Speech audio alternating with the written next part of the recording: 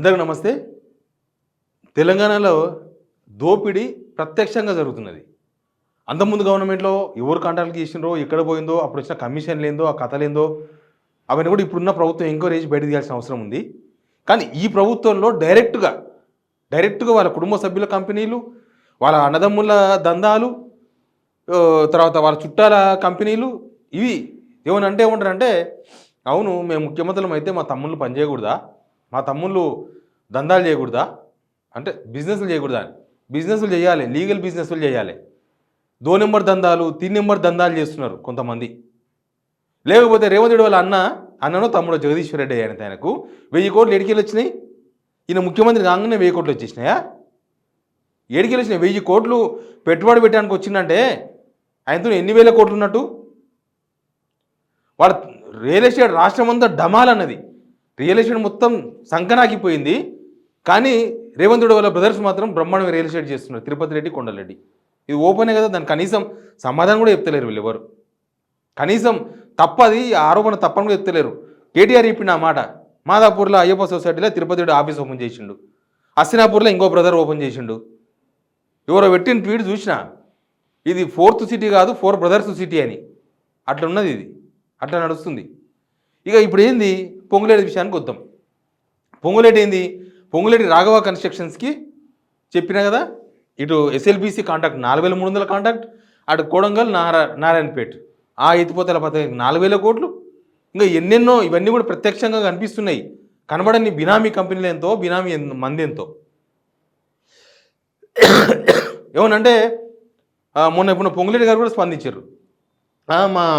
మా family members company అది, వాళ్ళ ఫ్యామిలీ మెంబర్స్, వాళ్ళ కొడుకే ఫ్యామిలీ మెంబర్స్, అంటే వాళ్ళ దూర చుట్టాలు కాదు.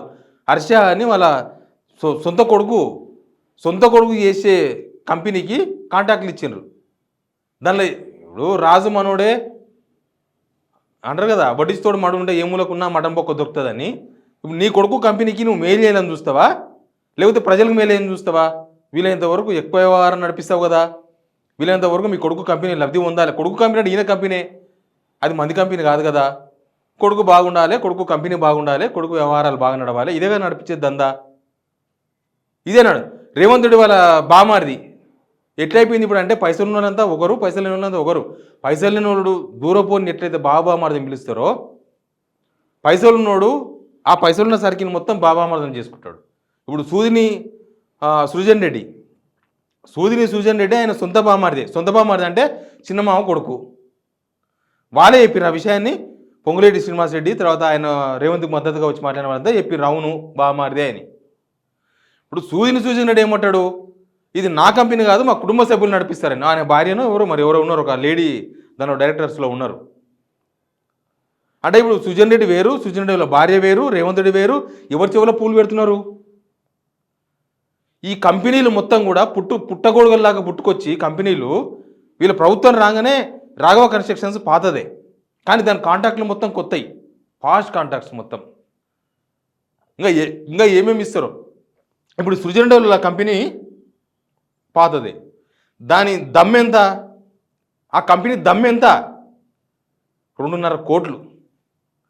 2.5 కోట్ల ప్రాజెక్టుకు 29%, 1100లో 29%, అంటే ఆల్మోస్ట్ దాదాపు 300 కోట్లు బిజినెస్. ఇప్పుడు ఇక ఇట్లాంటివి ఎన్నో బెనిఫిట్స్.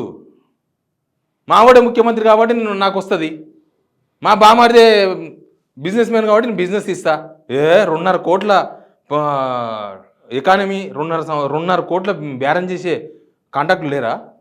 ఒక్క కాంట్రాక్టర్ కాదు, బిల్డర్ చిన్న గల్లీలో G+2 కడితే 2 కోట్లు అవుతుంది ఖర్చు విత్ ల్యాండ్. మరి అంతకన్నా పెద్ద కంపెనీ ఇది, దమ్ము లేని కంపెనీ అది. ఆ దమ్ము లేని కంపెనీకి 300 కోట్ల ప్రాజెక్ట్ ఇచ్చి ఇప్పుడు మళ్ళీ పైనుంచి రకరకాల మా ఫ్యామిలీ మెంబర్స్ చేస్తారు. ఫ్యామిలీ మెంబర్స్ ఎవరు? మీ వాళ్ళే కదా, మందే అయితే మాట్లాడదాం. ఇట్లా మొత్తం తెలంగాణ దోపిడీ ప్రత్యక్షంగా నడుస్తున్నది, వాళ్ళ సొంత పేర్ల మీద నడుస్తున్నది. బినామీలు ఎంతమంది ఉన్నారో అవన్నీ ఎప్పుడు లెక్క తెలుసో తెలియదు. వీళ్ళకి గవర్నమెంట్ వచ్చి సంవత్సరంగా కాలేదు, 9 నెలలకు ఇన్ని స్కాముల, 9 నెలలకు ఇన్ని ఆరోపణల, 9 నెలలకు ఇన్ని ఓపెన్గా బేరసారాల. 9 జూబ్లీ హిల్స్ ఓపెన్ చేసిన కంపెనీ 15 రోజులకే అమెరికాలో పోయి అగ్రిమెంట్ చేసుకున్న 1000 కోట్ల కంటేనే ఆ దందా అని అర్థం అయితే లేదు ఎవరికి. అది అర్థం కాని బేరమా, అది ఎవరికి తెలియందా? ఎంత అవన్నీ ఎటు తెలుస్తాయి? మీ ప్రవర్తన బట్టి తెలుస్తాయి. ఇక అసలు స్వచ్ఛబయో అనే కంపెనీ పెట్టి 15 రోజులకే ఇస్తే కాంటాక్ట్, దాని వెనుక ఏం జరిగినట్టు ఎవడు నాకు క్లారిటీ ఇచ్చిండా? ఓపెన్గా తెలంగాణ దోపిడీ జరుగుతున్నది, ఓపెన్గా. ఇక ఏ మంత్రి ఎక్కడెక్కడ వాళ్ళ చుట్టాల పేర్ల మీద ఇక్కడ ఏమేమి దందాలు నడిపిస్తున్నారో తెలియదు, ఇంకా చూడాలి అవి కూడా అన్ని బయటకు వస్తాయి. కానీ 9 నెలల కాలంలో ఇంత జరుగుతుంది అనేది తెలంగాణ ప్రజలకు చెప్పదలుచుకున్న ఈ వీడియో ద్వారా నేను. Please subscribe signal TV.